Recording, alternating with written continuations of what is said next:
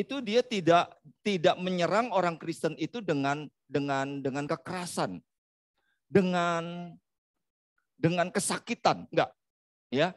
Jadi iblis itu sekarang itu tidak berperan menjadi seorang yang keji, yang sadis, yang bengis, yang akan menghukum gitu, enggak, ya. Jadi singkat kata, iblis itu sekarang ini memakai anak-anak Tuhan khususnya, menjatuhkan anak-anak Tuhan dengan cara nyaman. Nah, ya.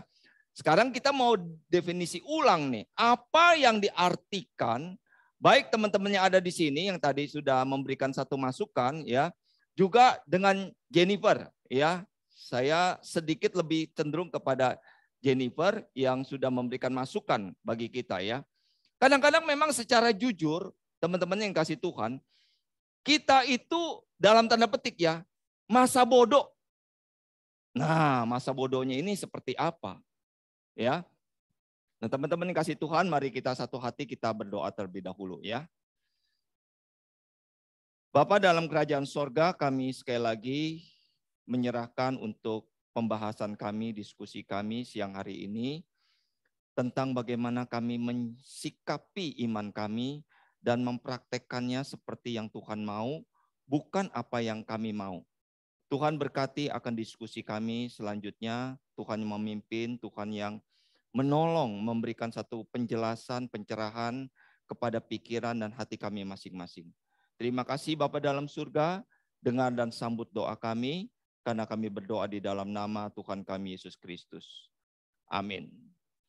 Nah teman-teman yang dikasih Tuhan, sekali lagi ya, bahwa kenyamanan hidup itu yang sekarang ini ya memberikan satu bentuk yang berbeda sekali untuk menyerang anak-anak Tuhan.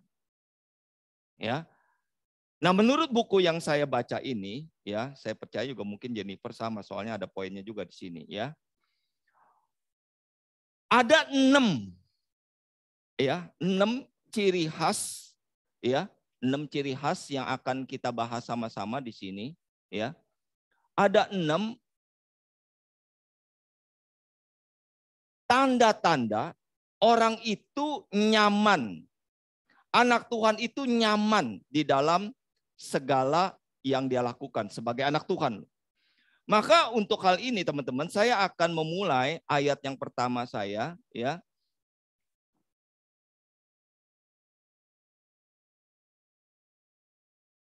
Ya, ini dia. Ya. Firman Tuhan katakan di sini, hendaklah demikianlah hendaknya terangmu bercahaya di depan orang. Perhatikan teman-teman, ya. Supaya mereka melihat perbuatanmu yang baik dan memuliakan Bapamu yang di sorga. Nah teman-teman, kalau kita perhatikan akan ayat ini, saya percaya sekali ya, kalau kalian dan saya serius sebagai anak Tuhan, pastinya membuat ayat ini ngeklik di dalam pikiran kita. Kenapa teman-teman? Pertama, status kita sebagai anak Tuhan. Firman Tuhan katakan kita ini adalah terang. Ya. Demikianlah hendaknya terangmu. Ada perintah ini, ya. Terang itu harus bercahaya. Sekecil apapun, ya, setitik apapun cahaya, tapi kalau di dalam kegelapan yang paling gelap, itu sangat berarti sekali. Jadi biar bagaimanapun kalian dan saya, ya, nggak mungkin tersembunyi. Itu intinya. Ya. Sebagai anak Tuhan, kalian dan saya sekarang ini nggak mungkin tersembunyi. Ya. Pasti akan dilihat orang. Nah, selanjutnya dikatakan apa? Bercahaya di depan orang. Kalau di depan orang nggak mungkin kalian itu hanya mengurung diri. Ya. Kalau dikatakan bercahaya di depan orang, berarti kalian tampil di depan orang. Ya. Orang itu melihat apa dikatakan perbuatanmu yang baik. Ya. Jadi ada perintah, ada goal, dan pada akhirnya dikatakan memuliakan Bapamu yang di sorga. Waduh. Nah teman-teman, kalau kita perhatikan akan ayat ini aja nih ya. Saya percaya kalian dan saya tidak mungkin di dalam zona nyaman kalau begitu. Tidak mungkin. Karena dunia itu memerhatikan kita. Dunia itu menyorot kita. Dan kita pun harus tampil ke dalam dunia. Ya, bukan hanya tampil, dengan sengaja kita membiarkan perbuatan baik kita itu dilihat orang. Dan pada akhirnya memuliakan Bapamu yang di sorga. Nah dari ayat ini dasar pemikiran kita nih teman-teman. Ya, dasar pemikiran kita di sini di ayat ini. Jadi hendaklah terangmu itu apa? Bercahaya di depan orang supaya melihat perbuatan kita yang baik. Bukan yang jahat teman-teman. Yang baik tujuannya apa? Supaya memuliakan Bapamu yang di sorga. Oke ya, ini menjadi satu dasar pemikiran kita. Ciri yang pertama dari orang yang nyaman, ini dia. Ya, kita itu mendengarkan gereja dan Tuhan sesuai dengan keinginan diri kita sendiri. Ya, kita mendengarkan gereja dengan Tuhan itu sesuai keinginan kita sendiri. Ya, apa yang saya mau, ya pokoknya kalau Tuhan yang baik, Tuhan yang seperti ini, ini cocok buat saya. Ya, Tuhan yang penuh kasih, Yesus yang memberi makan, Yesus yang menyembuhkan, Yesus yang membangkitkan orang yang mati, itu cocok buat saya. Ya, ini cocok buat saya di dalam situasi saya. Ya, wah enak nih punya Tuhan yang seperti ini. Ya kan, memberikan makan, memberikan segala sesuatu buat saya. Ya, ini cocok buat saya. Tapi teman-teman perhatikan akan ayat ini.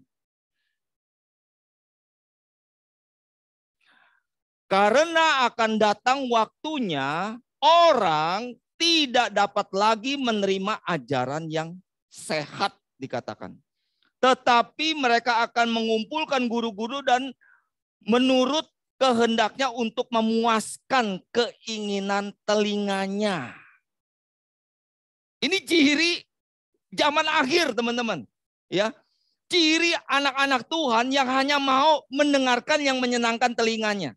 Wah, kalau khotbah tentang berkat, waduh rame di situ ya. Ya, ada gereja-gereja tertentu, saya nggak sebut ya.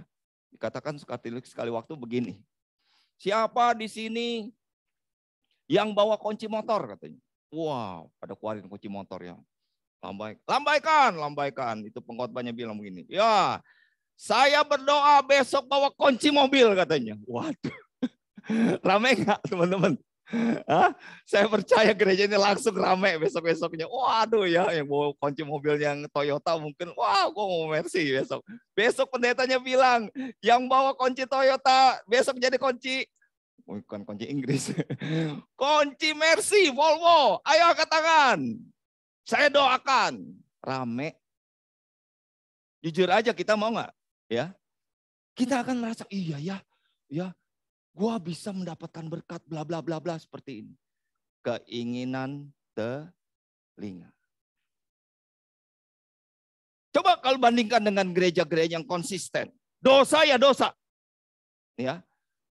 Ada hamba Tuhan mengatakan demikian, nanti minggu juga saya akan kutip ya. Kalau saya berkhotbah tentang dosa, dia bilang, saya ingin tidak ada seorang pun yang merasa nyaman hidupnya. Waduh, saya bilang, iya juga ya. Kalau saya bicara tentang dosa, saya tidak mau ada seorang pun yang merasa nyaman hidupnya. Waduh, Tuhan Yesus akan menghukum manusia di dalam dosa ini. Teman-teman yang kasih Tuhan, kalau kita perhatikan sekali lagi, inilah yang terjadi di zaman akhir. Kita hanya mau mendengarkan menurut telinga kita. Ini yang pertama. Yang kedua, teman-teman. Juga sebelumnya ya. Nah, ini juga nih.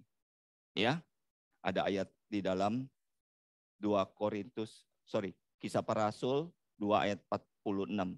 Dengan bertekun dan dengan sehati mereka berkumpul tiap-tiap hari dalam bait Allah. Memecahkan roti di rumah masing-masing secara bergilir dan mereka bersama-sama bergembira dengan tulus hati. Tiap hari, teman-teman. Model sebuah gereja itu ada di dalam Kisah Para Rasul. Ya. Model sebuah jemaat yang rohani ada di dalam Kisah Para Rasul. Nah, teman-teman yang kasih Tuhan, tiap hari mereka memecahkan roti, bersekutu bersama-sama. Kita sekali ini nggak mungkin tiap hari ya, kita juga ada kesibukan tempat lain. Hanya seminggu sekali kita datang ke sini. Ya, masa sih kita tidak bisa? Itu pertanyaannya. Bahkan di dalam Zoom sekarang ini juga. Seharusnya tidak ada kata tidak bisa sebenarnya. Ya, tetapi ini masalah hati. Apakah kalian dan saya mau nggak ikut di dalam persekutuan ini? Aduh ya, kalau gereja ini kurang enak ya. Saya mau gereja yang A, ya enak khotbahnya, ketawa ketiwi melulu ya. Saya mau di sini aja. Ingat, menyenangkan telinga. Ini ciri orang yang pertama. Ya, ciri yang kedua, teman-teman.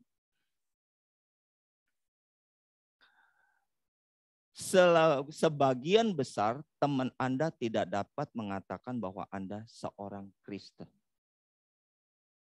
Saya kadang-kadang berpikir ya, waktu saya bergaul sama teman-teman saya, kira-kira dia sadar nggak gue ini siapa? Paling nggak agama gue.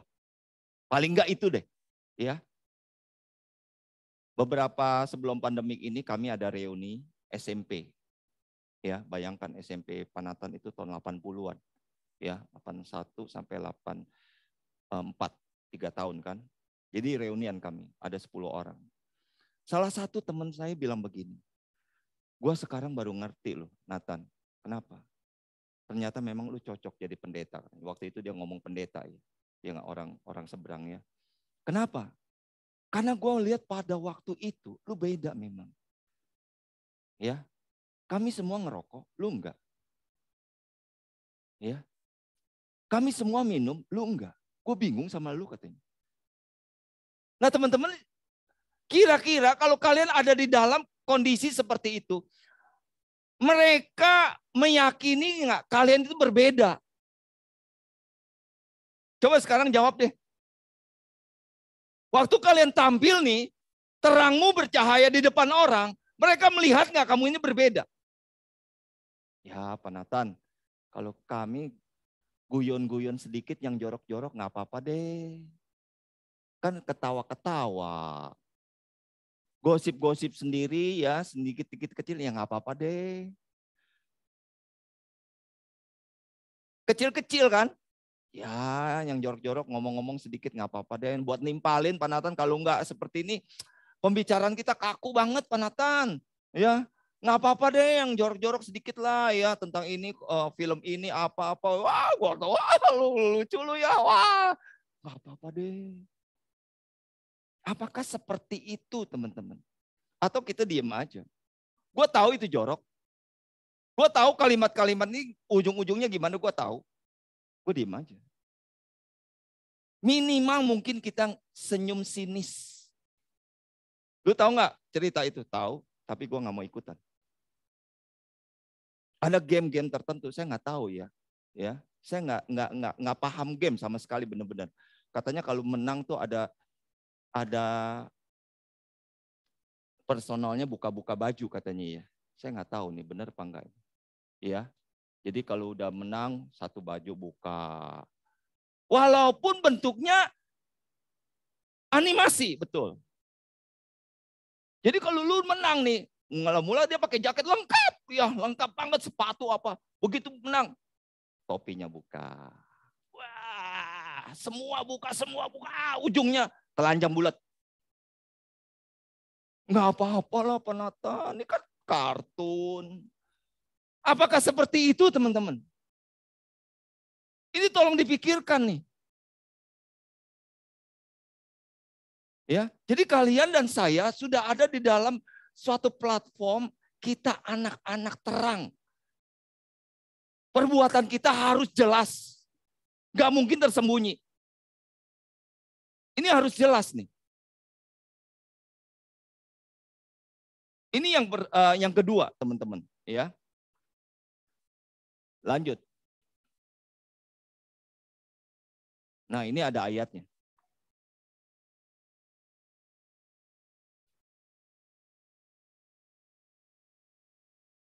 Mereka tinggal bersama-sama dengan jemaat itu 1 tahun lamanya sambil mengajar orang banyak.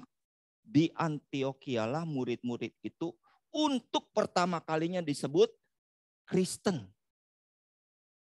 Siapa yang tahu arti kata Kristen? Nggak usah malu-malu, coba siapa? Jadi tahu nggak? Kristen. Kristus kecil. Coba bayangkan ya teman-teman. Kalau kalian nih, saya sekali lagi punya pengalaman nih ya, masih kecil ya. Waktu itu ya namanya anak kecil ya, naik-naik ke pohon, ngambil jambu lah, ngambil layangan lah begitu ya. Gua bilangin bapak lu RT si On ya, gemeteran saya. Gua tahu bapak lu ya. Iya pak, saya turun pak, iya pak. Ngerti nggak maksud saya? Kalian ini mirip nggak dengan bapak rohani kita? Kalian lebih mirip siapa?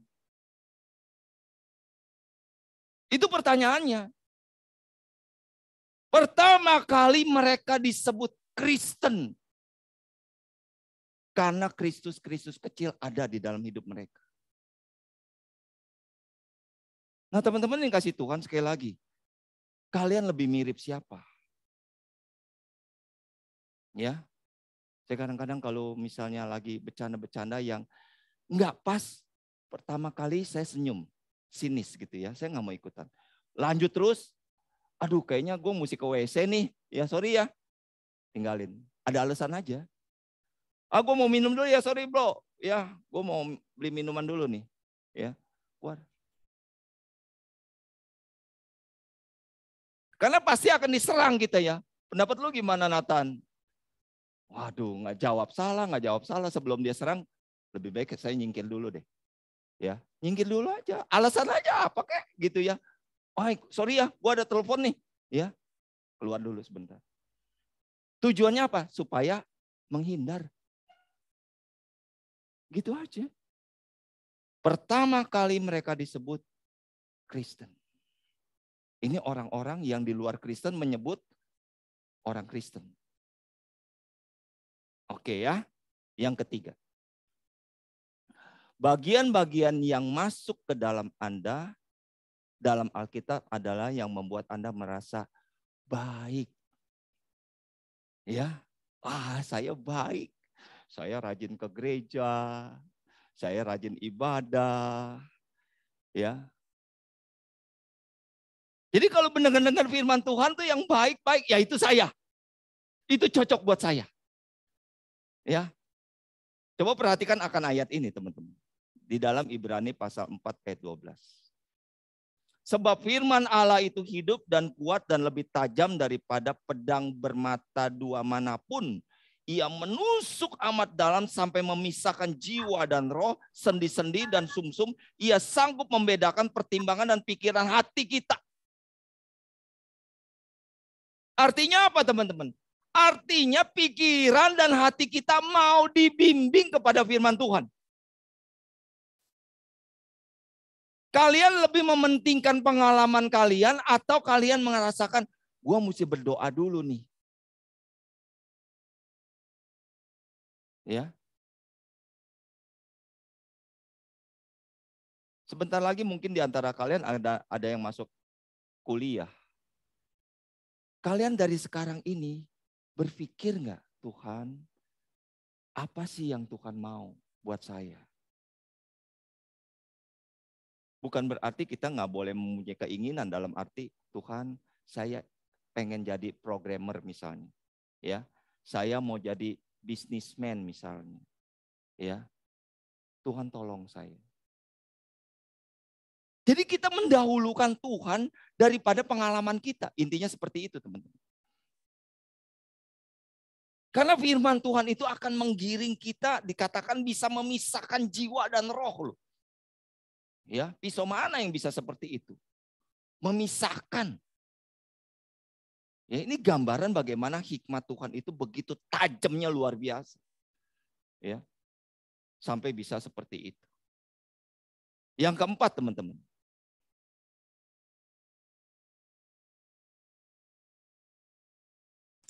Bukan masalah besar bahwa orang-orang dalam hidup Anda tidak percaya kepada Tuhan Yesus.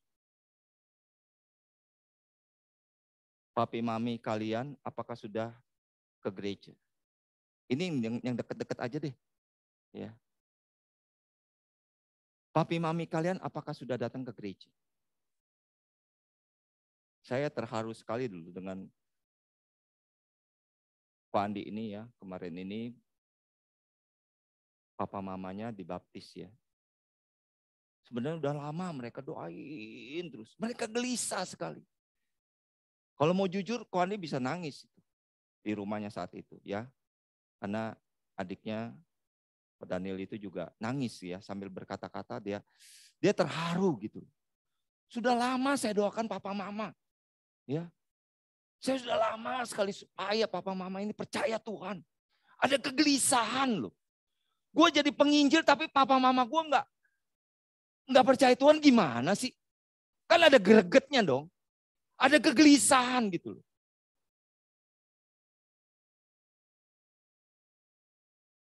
Jujur aja Penata sedang membawa seorang orang tua supaya dia percaya Tuhan. Penata bingung caranya bagaimana. Selalu Penata, Tuhan beri saya kesempatan supaya saya ngomong firman Tuhan kepada dia. Usianya sudah lanjut. Mau kapan lagi kamu tidak percaya Tuhan? Saya terus terang aja. Pokok lu udah mati. Enggak cukup bukti. Saya bilang gitu ya. Pokok lu udah mati dan percaya Tuhan. Lu mau kapan lagi?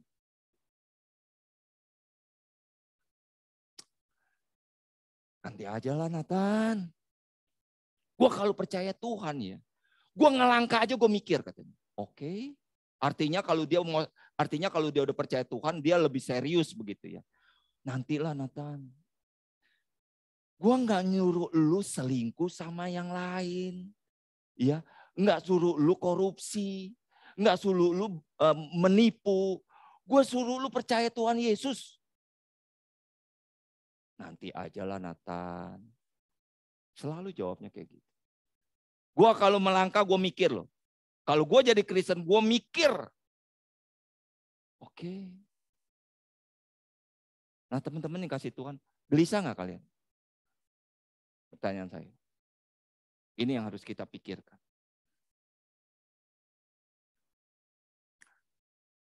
Coba perhatikan kalimat saya ini ya, berikutnya. Meskipun kita tahu keselamatan kita pada akhirnya adalah pekerjaan Roh Kudus, doa bukan hanya kata-kata jadilah kehendakmu. Ini saya kutip langsung ya. Kepada Tuhan, doa juga berkata, Tuhan, apa yang kehendakmu bagiku di sini. Bagaimana saya dapat melakukan bagian saya untuk membantu orang-orang ini melihat bahwa engkau adalah Allah yang benar. Saya garis bawahi. Apakah ada sesuatu yang saya lakukan yang menghalangi mereka dari hal itu? Apakah ada sesuatu yang bisa saya katakan tetapi saya memilih untuk tidak melakukannya? Kadang-kadang saya to the point sama orang tersebut. Saya bilang begini, kenapa sih lu gak mau jadi orang Kristen? Lu pernah kecewa ya sama orang Kristen? Saya ngomong to the point aja. Saya bilang lagi sama dia, mungkin menurut lu, gua ini juga bisa mengecewakan lu. Saya gituin. Mungkin menurut lu nih, gua ini juga bisa mengecewakan lu. Kenapa sih lu gak mau jadi orang percaya? Kenapa lu gak mau jadi orang Kristen? Nanti aja Nathan. Waduh, kalau saya udah ngomong emosi seperti itu ya dia tuh cuman ketawa begitu aja. Ya nanti aja lah, kita ngomongin yang lain aja lah. Nah teman-teman yang kasih Tuhan, mungkin dia pernah dikecewakan oleh orang Kristen. Yang katanya orang Kristen. Sehingga dia menarik mundur di dalam iman Kristen. Yang kelima teman-teman. Yang ini ya, tadi Jenny sudah kasih masukan buat kita. Doa Anda berkisar, hidup Anda berjalan lancar. Tuhan, berkatilah mata kuliah ini, supaya saya bisa lulus. Tuhan, sembuhkanlah papi mami yang sedang sakit. Tuhan, papi mami lagi berantem, Tuhan tolong. Bagus nggak doa seperti itu? Bagus. Ya, nggak salah. Tapi pernah nggak kita berdoa bahwa kita ingin supaya kenyamanan hidup kita ini bukan menjadi satu sandar iman kita? Kita berdoa seperti ini, Tuhan, saya mau melalui bersama dengan Tuhan sekalipun berat jalan. Karena ada orang berkata demikian. Kekristenan itu bukan tentang bagaimana melepaskan diri dari kesulitan hidup. Bukan. Ini tentang bagaimana menghadapi kesulitan hidup. Setuju nggak teman-teman? Jadi kekristenan itu menurut si Beck ini ya, bukan sekedar melepas, ya sudah lolos gitu ya, mami sudah sembuh. Ya, usaha papi lancar. Gua lulus mata kuliah ini. Hero ya, saya hebat begitu ya. Apalah. Tapi bagaimana menghadapinya itu yang lebih penting. Ya, kadang-kadang kita sudah lewat, kita lupa bahwa yang kita lakukan itu adalah bukan karena kita hebat, tapi karena Tuhan yang berbelas kasihan kepada kita. Karena mungkin pengetahuan iman kita belum cukup gitu. Ya udahlah, Tuhan kasih. Kamu lulus deh, begitu ya. Karena pengetahuan kita tentang iman itu sendiri ya, Tuhan kan maha tahu ya. Ya udahlah. Tapi bertambah usia, diharapkan iman kita makin bertumbuh. Sehingga pada waktu kita mengalami hal yang sulit dan tidak ada jalan keluar, apakah itu juga menjadi iman kita? Jadi doa kita bukan supaya kita berhasil kalau gitu. Tuhan, bagaimana saya melewati akan masalah ini? Saya bisa menerima papi mami yang sedang berantem. Tuhan tolong saya. Saya bisa eksis tetap di dalam rumah sekalipun papi mami nggak ada kerjaan. Saya tetap hormati dia. Bagaimana teman-teman? Ini penting loh untuk kita pikirkan. Dan yang terakhir teman-teman.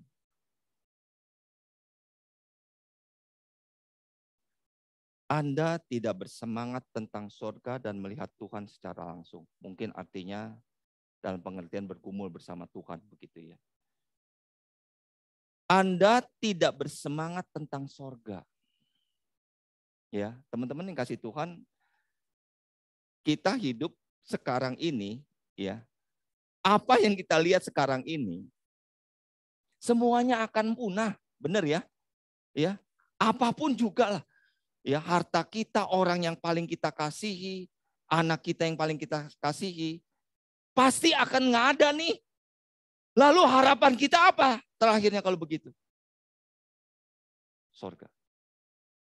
Jadi sorga itu bukan sesuatu yang ya ada malaikat yang main kecapi, begitu ya, haleluya di sana begitu. Tetapi hati kita dipersiapkan enggak?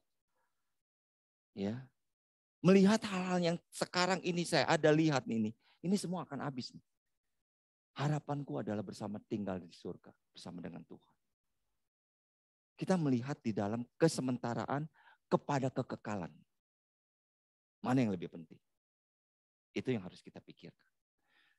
Nah, teman-teman, ada yang jago bahasa Inggris, klik coba. Oke, klik satu. Nah, siapa yang jago bahasa Inggris? Nanti klik. Yang kedua ada terjemahan.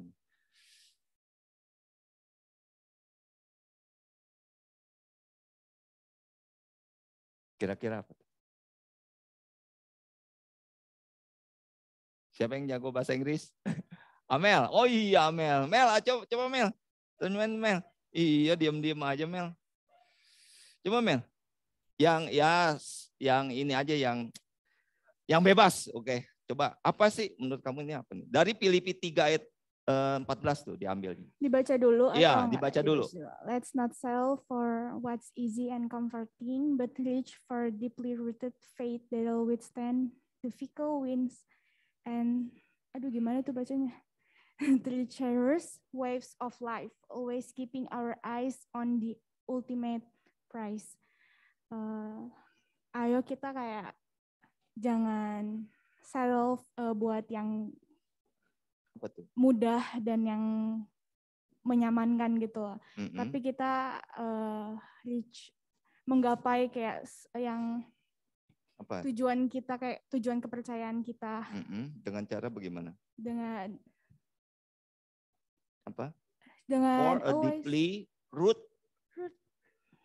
faith. Ya itu tuh?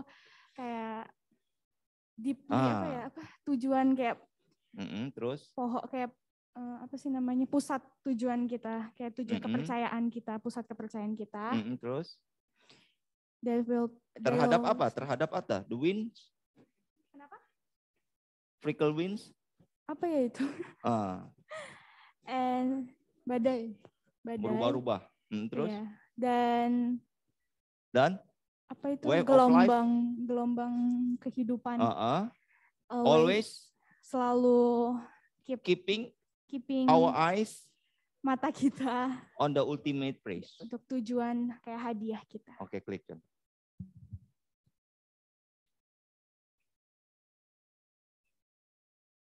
Inilah kesimpulan dari diskusi kita. Jadi sesuai dengan ayat firman Tuhan tadi ya. Ya, di dalam Matius ya. Janganlah kamu itu puas ya dengan apa yang mudah dan menghibur, yang nyaman. Jangan puas. Tetapi raihlah keyakinan yang mengakar kuat. Ya, yang bertahan terhadap angin yang berubah-ubah dalam kehidupan gelombang hidup yang semakin parah ini, ya. Dan yang berbahaya, dan selalu menjaga mata kita tertuju kepada panggilan surgawi, hadiah yang tertinggi. Gimana teman-teman? Setuju enggak? Persis kalau gitu firman Tuhan ya.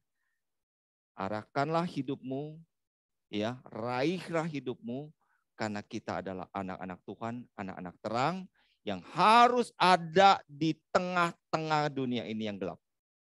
Ya, yang harus ada di dalam segala kondisi. Dan kita tidak mungkin bisa tersembunyi. Dan pada akhirnya Tuhan mengatakan memuliakan Bapamu yang di sorga. Berarti kalau gitu, kita tidak mau menjadi orang Kristen yang comfortable. Tuhan Yesus memberkati kita. Amin. Mari kita